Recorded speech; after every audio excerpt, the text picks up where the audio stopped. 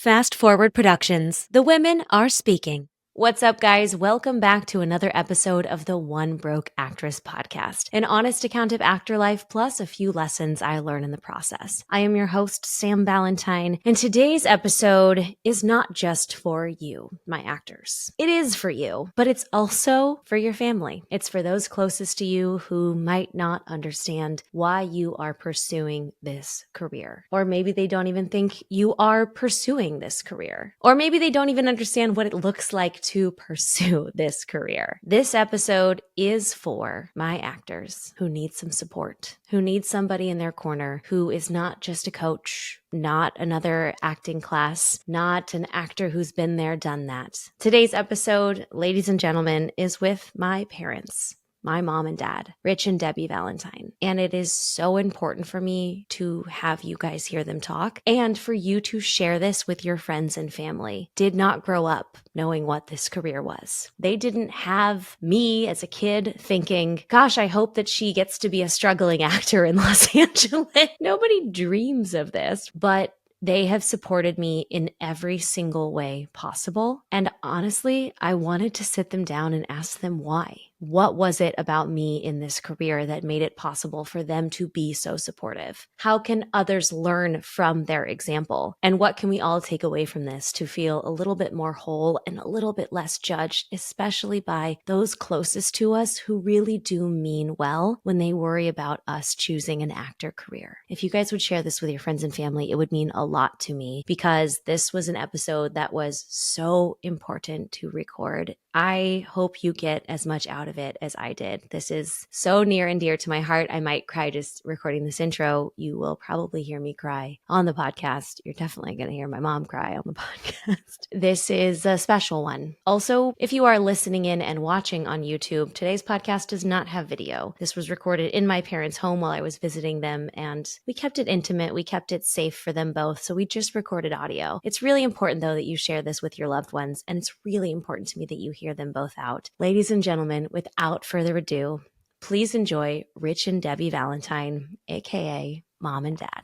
Hi, Mom. Welcome to the podcast. Hi, baby. It's good to see you. I appreciate you doing this because I know it's not your and Dad's favorite thing to be the center of attentions. Yeah. So thanks for humoring me. I really appreciate it. Basically, what I really want to talk to you guys about is I am one of the lucky few people I know whose parents were super supportive of their creative endeavors.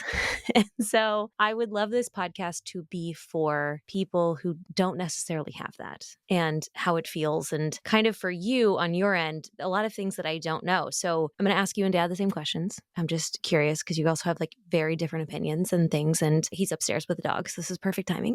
Are you already crying? Do you have tissues? We can get some if you need them. Okay. All right. My first question is, when I was a kid running around, we moved every couple of years. We were all over the Midwest. Do you remember what you pictured for my future? Because I'm sure I talked about everything a lot because I always wanted to grow up so fast. Oh, you always wanted to be the center of attention. But I was kind of shy. Well, not around your family. Not around family. I was comfortable with family. This is completely different when you are with other people, but then you grew out of that. But basically, you really like to be front and center. What did you picture that? Because I think I talked about being a veterinarian for a while. You did, and you love pets, so anything was up for grabs. People grow up, and then you decide what you want to really do. So. Do you remember when I told you I wanted to be an actress for real, not just when I was a child? Yeah. I think I said, okay, but you still need to get your degree. That's, I think that is what you said. You have to go to college. Yeah. What did that mean for you, for me to go to college for a theater degree? It didn't make any difference what type of a degree it was. It was the fact that that was an experience that not everybody gets to have, and that it would also help you mature and know what you wanted to do in life. And when you get the opportunity, you should go for it because not a lot of people have that opportunity given to them. Yeah, and you guys paid for my college, so you handed it to me. Out of state tuition, so yeah. Yeah, it was supposed to be 4.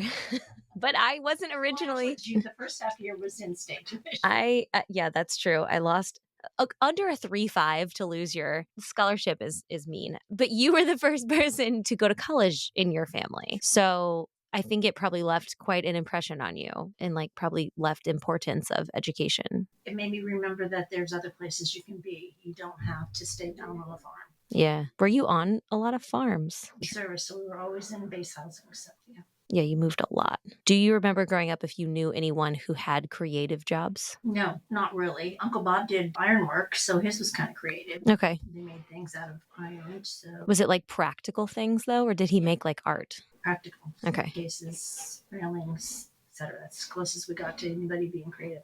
Yeah. Creative is not part of our family. Why do you think that is? Because I think everybody is considered blue collar. They're all work with their hands. They all do stuff like that. So, Kid, or was it just like a fun thing for you? Oh, it was just a fun thing. Creativity wasn't something that we were striving for. We were striving to get a job, pay our bills, make it through life. Well, you guys provided me with a safe space to do the crazier stuff. Clearly, it might not have been what you were planning.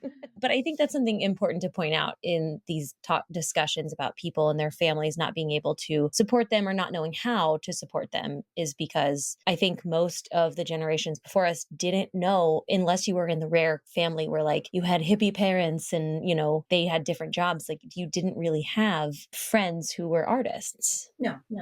Yeah, you were just getting by. When I told you I wanted to be an actor and you said, okay, but go to college, what hesitations did you have? I know that everybody's beautiful, everybody's smart, everybody can be ambitious, and that when you get to places, you will find that you're beautiful, but so are they. And how do you step to the next point? So my concern was that you would get your feelings hurt. Going to auditions with you that one time, it was like, oh my God, all these people, and only one of them is going to be picked. How can you do that every day? Yeah. Yeah, so I felt that you learned that disappointment is part of your job. You've been able to do really well with growing out even more than just acting. I mean, everything that you do is amazing. Thank you, Mom. You did spend a day with me in LA at one point when you visited. This was pre-COVID. So that was when we were going to auditions in person nonstop. You came with me. And I think it was a day I had 2 auditions on 2 sides of town. And one was at like the Nickelodeon studio lot, I think. And then one was at a small casting office in Beverly Hills. And I'm glad you got to see that, because if you came and stayed with me now and I took you to auditions, I couldn't show you that I was actually doing the work. It would just be like tapes I made in my house, which almost feels less legit in a way than like getting you to come to a studio lot with me. Right. Yeah. And so it's almost harder for people to show their parents, I promise I'm doing this. We don't get a lot of tangible evidence, you know? We don't have, I sent in this many submissions and I got this many callbacks and I got this commercial and I got this voiceover and what have you accomplished this year? So it's very hard for actors and actresses, I believe, to let people verify what they've actually been doing, not just making ends meet. Yeah, because that's what it is. A lot of time you're just biding your time, which I hate to say, but you have to stay there long enough for things to happen, which is the hard part. And when I told you I was moving to LA originally, not just that like I'm going to go to school to be an actor. And then in the end of college, I was like, now I'm going to move to LA, because there was a time where I thought about moving to Chicago and it was a little closer to home and it felt a little safer. And I had visited New York once, but New York never felt like my town. And I had been to LA once for my senior showcase, but that was after I decided I'm moving here. And you've never lived in LA. I lived in California. You lived in California, but not LA. What were your reactions to that? Because I missed a lot of it because I was in college, so I wasn't home. The best thing was, even though it was a pain in the dupont for your father. My mom's Polish, if you can't tell. was for him to take your stuff to the wedding. You drove your car and all your stuff to LA. You got to see where you were living and meet your roommate, move you in. So he felt more comfortable, which made me feel more comfortable about where you were going to be. Although, of course, we had no idea what's going to happen after that. But at least we knew, I can see you in this space. You got to see it. You need to let your parents see you in your space. Yeah. Instead of hiding from them. It's scary, right? And there was a place where I lived in LA that you didn't come visit when I lived in someone's backyard shed situation, which they were great girls. It was what I could afford. And I remember thinking, like, I can't live here if my parents are going to visit me here. It would have been too much. So that is a factor. I think that some people are afraid to show what this life looks like, because a lot of us are getting by. And a lot of us, I'm in a place right now where I've been in the industry for long enough that I have enough jobs. I'm doing quite well, all standards considered, but you want to show success. So you feel like you're supported and you feel like you're a part of the game, and it's nonstop because you want to do it in Hollywood too. Like, I want to show people in Hollywood, like, hey, trust me to be in your show. I'm successful. I'm good at what I do. And then I think to some people, if they can't show both, it feels like they don't have anything to show. What would you tell an actor who's listening to this and is like, yeah, but my parents won't come see my apartment. They don't believe this is a real career. They just think I'm like killing time until I have to do something serious. I always enjoyed when you would send us videos, even when you would show us your place, and of course Willow. When I got my Willow, it made things come closer to home, which is what you need to start with. I would definitely reach out. That's what I do with you every day. Is I have to check your Instagram because I want to see what my baby's doing every day. My mom's my biggest Instagram fan. It's the best. Even that side of my job, the side of my job that is One Broke Actress, I feel supported because you're involved in it, because you see what it is, and it feels like when I come home, I don't have to explain as much stuff to you. And it's really nice. Like the fact that I convinced you and Dad to be on my podcast. I wouldn't have probably been able to do this a couple of years ago. So this is a huge win. But how has your understanding of my job changed from the beginning? I had no idea what we were doing before. None whatsoever. I didn't either. No. I know. It was a learning experience for everybody. At least now, I watch all your stuff and I see you guys talking about the stuff that you do and how you do it with other people and the relationships that you built. And that makes me feel so good, because there's nothing better than having people on your side. Yeah. And people in your pocket or in your corner. I guess in your corner is the way you say it. So, yeah. So that makes me feel real comfortable. Yeah. Are there any parts of it that still confuse you? Oh, hell yeah. Can I answer any questions for you? Not today. Okay. Not on this podcast. For those who are listening who don't have someone who supports their career and they don't have someone that they can text and send a video to, it's just like a cut and dry. I know some people who've left their families to come pursue their dreams. Can you give them a little mom love? Oh, baby. Why I have to cry first. You should do what makes you happy, and people will get in your way. So rely on the friends and the family that you have because I know my side of the family knows absolutely nothing about what's going on in your life. They don't get it. But find your friends, find your space, just take it day by day. Mama, I love you. I love you too. Anything else you want to give to people? No, because they have to cry. Okay. Blow my nose. I'll let you go blow your nose. Thanks, Mama. Love you, baby. Love you. Dad, hi, welcome to the podcast. Thank you for having me. I'm so excited to do this. I've been waiting years. I already made Mom cry, which was not the intention. So essentially what I want to talk about is there's a lot of actors who don't have supportive parents or who their parents don't know how to be supportive of their careers, because it's a wild thing that we're choosing to do. Because you guys are so awesome with me, I think that it would be great for people to like send this to their uncle who doesn't get it, or like someone in their family who's like, I don't know, it seems like not a real job. Are you saying you're an actor? Is this the time to come out of the actor closet? Today's the day. When I was a kid, what did you picture that I would do? You have always enjoyed attention.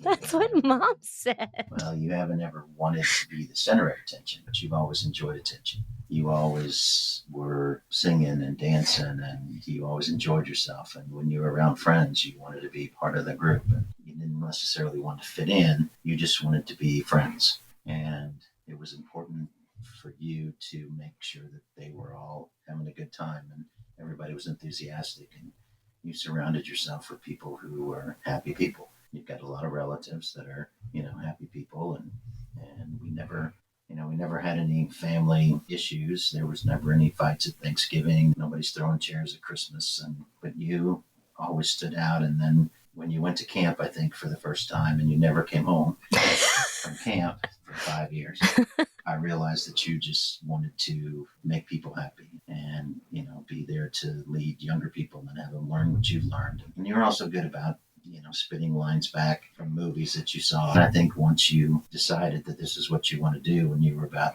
5, 12, that's all that you ever thought about. Yeah. And it wasn't like, I'm going to take a singing career. I'm going to be an actress, and that's what I'm going to do. And I'm going to drive everything that I do towards that goal. And a lot of people don't have that ability. They're in their third or fourth year of college before they realize what their real goal in life is. And that's okay. But when you start off knowing from a young age that everything you're going to do is directing you one way, then you end up being pretty good at it. Well, I will say I did start out not in a full acting major in college, thus the 5-year plan. Well, yeah, we can check the checkbook on that one. You had your acting aha moment when we went to Indiana. I think you were a junior in high school, and you went to I think they had 2 or 3 openings in their acting part of their school. Oh, Illinois, U of I. Yeah. So we drove you the long way out there, and you went to the first audition, and you had to do like 2 1-minute things and then a soliloquy or something. And you sat in a room and you realized that everybody in that room had put more into it than you had, and you'd put a lot into it. And you went, aha. I have not done enough. I have not studied hard enough. I haven't gotten in every play that, every local hometown person does. I haven't tried out for commercials. I haven't done anything. I live in the Midwest. But when you had that moment as a junior, you realized, okay, the work starts now, and you've never stopped working. Honestly, I'll never forget that drive. And I sat next to a kid named Benjamin Rosenthal. Wonder what he's doing now. He pulled out his resume, and it was like like stack of like all these plays he had done and all this stuff he had done. And I remember I looked at it and I was like, oh no. Now I understand. Do you remember when I got my letter that I wasn't accepted? That was a bad day. That was a bad day. Yeah, it was a general admission. When you were growing up, though, did you know anyone who worked professionally as a creative? I would say that I came across a lot of people when I was flying hot air balloons who were very much involved in, sports announcing and radio shows and TV shows. And there were some people that I went to high school with that acting was their thing, but it was the school play and it was the forensic society. I mean, they were, it was something that they didn't go to get on TV or anything like that. That was about as far as you could go in 1977. And some of them I know have become newscasters in Denver, and some of them have done very well, but nobody that's quote unquote got that star effect yet. But yeah, there were a lot of people that I met, and they always had good questions. They always wanted to know more, and they wanted to educate themselves about a lot of different things, because if they were ever asked to do that, then they would have something to fall back on. Now, I'm going to get follow-up questions about the hot air balloon thing. So will you route us to that really quick? When I was in college, I got an opportunity to work for a company that owned a couple hot air balloons. And we would tether them, which means we would just tie them down and go up 100 feet or so. And we'd charge $5 or $6. You got to remember, this is 1980. And from that, I got an opportunity to be on a crew that flew in the Cool hot air balloon tour, which was sponsored by Cool Cigarettes, which I don't even know if they make Cool cigarettes anymore. Oh, I have no idea, but wow. Yeah, then Cool sponsored the Jazz Fest and gave up the hot air balloons. So we traveled all across the country flying balloons, and it was for a restaurant called Houlihan's, Kansas City. And when I came back, I went to work for a balloon company, and I actually flew, this is how long ago it was, I flew over the World Series at Royal Stadium one time, flew underneath the blimp, which you're not supposed to do, and ended up getting caught on the highway heat and went for about 30 miles and landed at an airport.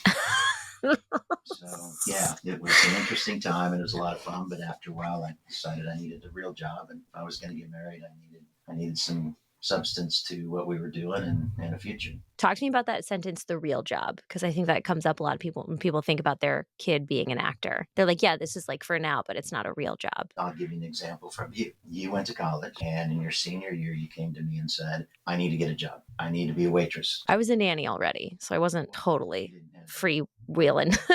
I did not have a 9-to-5. I asked you why, and you said, because if I don't get the experience now, I'm never going to get it when I get to LA or New York. And I think that the important thing was that you realized then that I have to plan for this now because my real job that I want might not pay me a lot of money in the first year. Or 10. Yeah. But you also said that, you needed to figure out how to handle your money. Because if you got paid for whatever commercial or for whatever acting, that it would be X and then you might not get paid again for 6 or 8 months. And so it was important for you to know that you had a steady income beside it.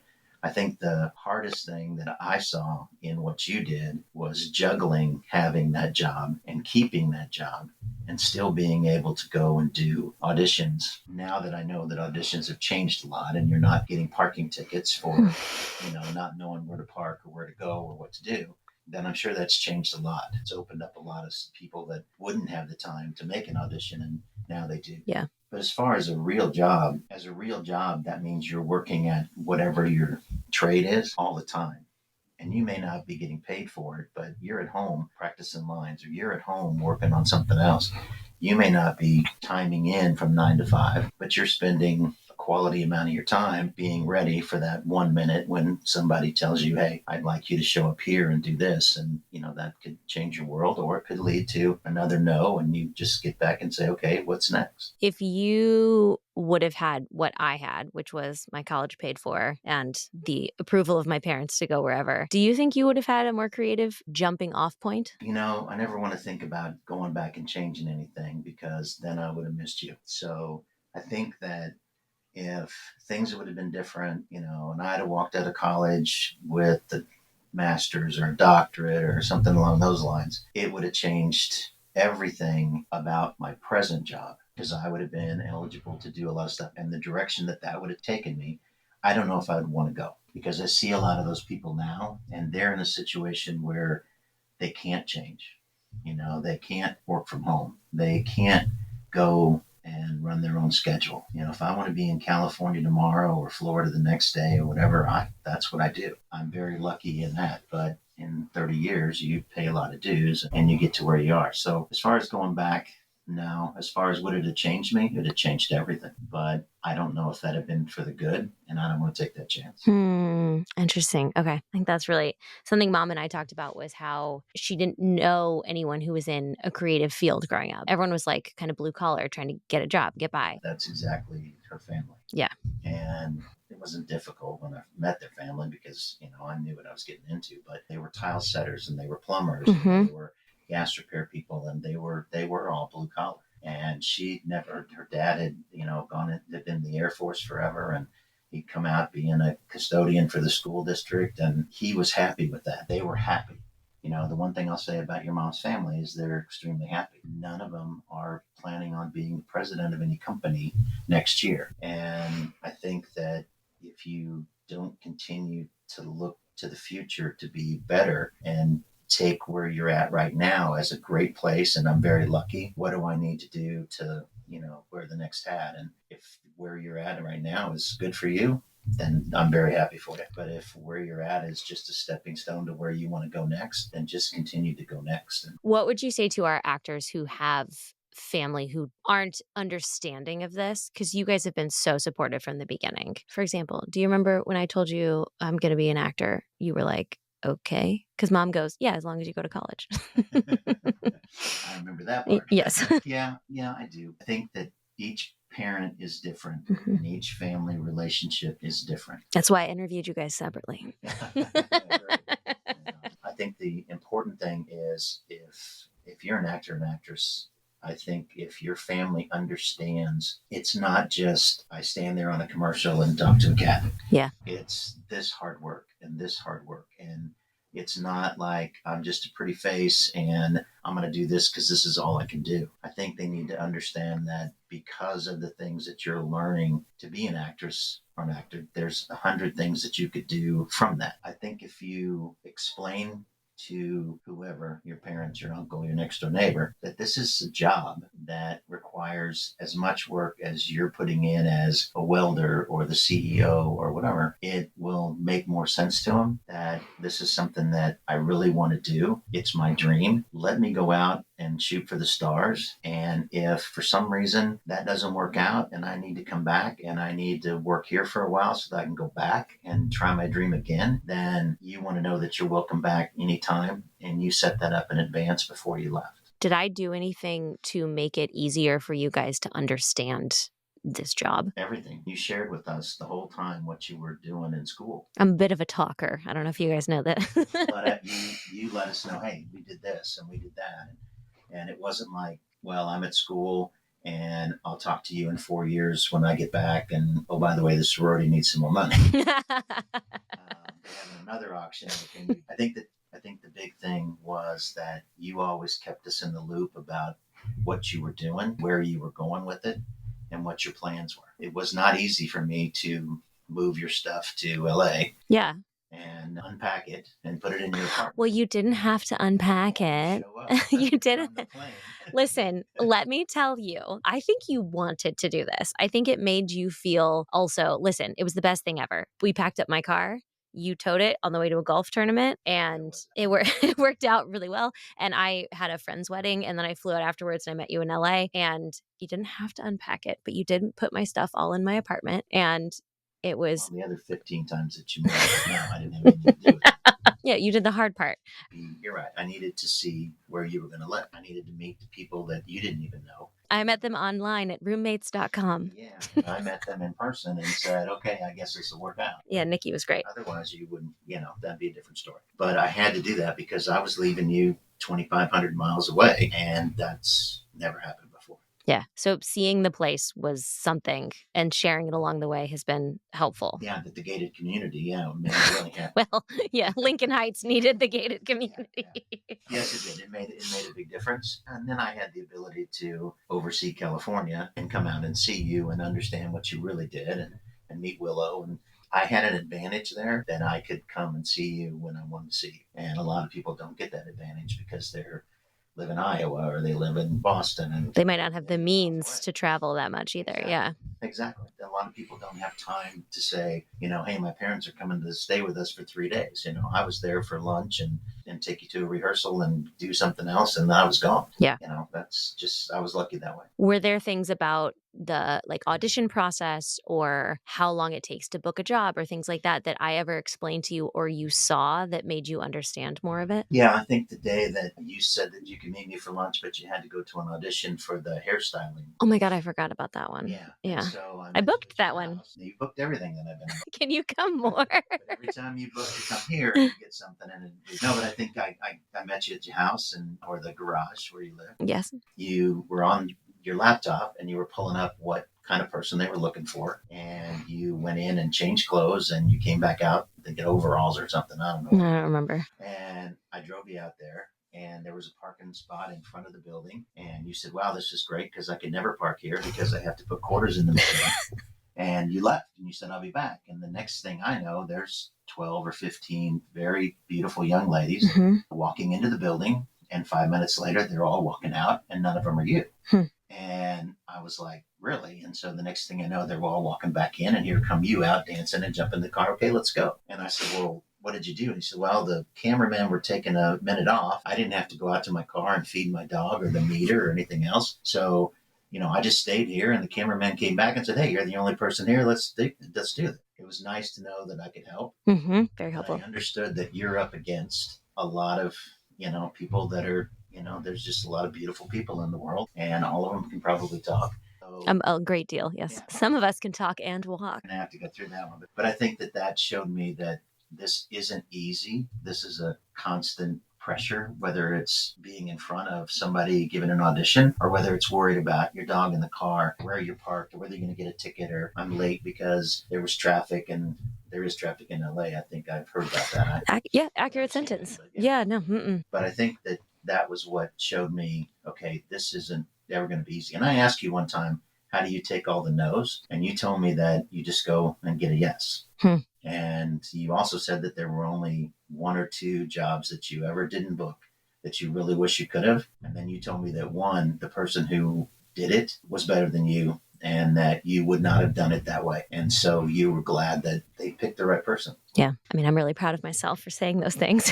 It bodes well for my actor podcast, but it's true. It's like, I think that's the side of it that a lot of people might not understand and their family might not understand, is that hurry up and wait mentality of hurry, get your ducks in a row, do all the things, be ready, ready, ready. And then you have to continue to be ready, ready, ready. Okay, go now. Okay, great. Now you're done. And it's like, you've seen my commercials. The 2 I have airing right now doesn't exactly take a college degree, but the work it took to get to those commercials was like a lot of it. You don't have a lot of like tangible evidence to show your family at Christmas. No, but everybody's job is like that. There are a lot of jobs in this world where the instant gratification is something that everybody looks forward to. When I was a salesman for a distributor, I would walk in and talk to Johnny Joe at his local liquor store and say, hey, would you like to buy 50 cases of this and put it on your floor and dress it all up? And he would say yes. And I would go out there on Thursday and I would build this great big display, which I knew was going to drive more money for me. And that's instant gratification. When you call on national accounts, yeah, I'd love to do this, Rich. We'll do it next December. And by the way, it's December now. So you don't even realize what you've done. In my present job, there's a lot of people that'll, want information about our product, and then they'll call and say, okay, we're starting to build our distillery today and we're going to need this and this. And that in 5 years, they're probably not going to need you. But over that period of time, you've made a friend and you've got a good friendship and whatever. And then 5 years later, they're doing their own thing. So that's the kind of stuff that each job has its own rewards. They just may not be instant. And in your case, it's, it might be a year, but you keep trying. And you can't give up because this is really what you want to do. This is really what you want to do. I think the hardest question is this really what you want to do? Don't let that answer come from, I had a bad day and I've had 3 bad days and I've had 3 bad weeks. Let it be that this is really, I don't want to do this anymore. It's just not what I want to do anymore. If it's really what you want to do, but you've had 3 bad weeks, just keep doing it. I think what you just said also just gives people a lot of permission to evaluate their growth and they're changing, because there's a lot of stigma in this business for actors who quote unquote quit. And there is 10,000 reasons why someone steps away from a job like this. And a lot of the time it's money and family obligations, or someone's sick, you need to take care of them, and it doesn't really bode well to that sort of life. And the stigma that comes with quitting is like, oh, failed actor. When really it's, what if you start something and you don't want to do it anymore? It's like starting a book that you don't really like. Like once you get past like 2 chapters and you're still miserable, don't finish the book just to make a point. I can see that if let's say you were one of 3 children. Weird, yeah. And you came home for Christmas and your brother, who is a accountant, left his company because there was all kinds of problems with his boss and he's going to go get another job tomorrow and it's all good. And your sister comes home and says, yeah, well, I was working at the mall and, they canceled it after Christmas, but I'm going to have another job tomorrow. And everybody's okay. And if you come home and say, well, I didn't make it this year and I haven't booked anything, but I'm going back after Christmas. And whoa, wait a minute. What do you mean you're going to go back? You need to go find another job like your brother and your sister. And you got to remember that you're not your brother and your sister, and that they didn't choose to go do what they're doing, or to go do what you're doing. Yeah. They chose to go do what they're doing. So let them go do what they're doing and let me go do what I was doing. And by the way, Merry Christmas. Okay, that answered one of my last questions. Do you have any questions for me about actor life that I've never answered for you? No, I think you've kept us really informed. I don't want to know what your worst day was, because you don't want to know what my worst day was. We could tell each other that and it would be like, oh man, that's sad. And oh, that's sad. Well, we all go through that. I want to know what your happiest day is. And I want to know what you see. I don't like the term, hey, where do you want to be in 5 years? You know what? I'd like you not to be around if I What I'd like to say is keep telling us what you're telling us. Keep us involved in what's going on besides just family. But I did these 3 and nothing came of it, or I'm booked for this, or I'm on hold for something, and that gets us all excited. And I think that's what we're looking for, because we already know where you're going to be in 20 years, and we just want to continue to pause when we're going through our shows and stop and see you in a commercial. Yes. That's the only other time we stop. I'm very proud of you. Thanks, I will Dad. always be. So, keep doing what you're doing. Will you give a little bit of that dad proud love to our actors who are listening who might not have the family or the support like I do? If this is hard to do because I don't know your situation, but I think If it's not your family that can give you support, you need to find people that will give you support. And then you need to take that and take it back to your family and say, look, if you don't want to give me your support, that's okay. I'd really like it, but I don't need it. I have plenty of support on my own, and I'm surrounding myself with positive people that know that I can do this. And, and I know you and your friends, Caleb, so I don't worry about it. But if you can surround yourself with people who give you support, and then just address whoever's not giving you support and go, look, I'd love it. I'd really want it. But if you don't have it to give, I don't need it. I can get by tomorrow without it. But you know what? Tomorrow I'm going to ask you for it again. And what I'm hearing is that you want to do this podcast again in 5 to 20 years. Let's do it again in 5 years. Great. Deal. Handshake. All right. Yeah. Love you, Dad. Next time I'm getting paid. I love Yeah. you. Oh, yeah. That's how it works. Okay. Thanks, Dad.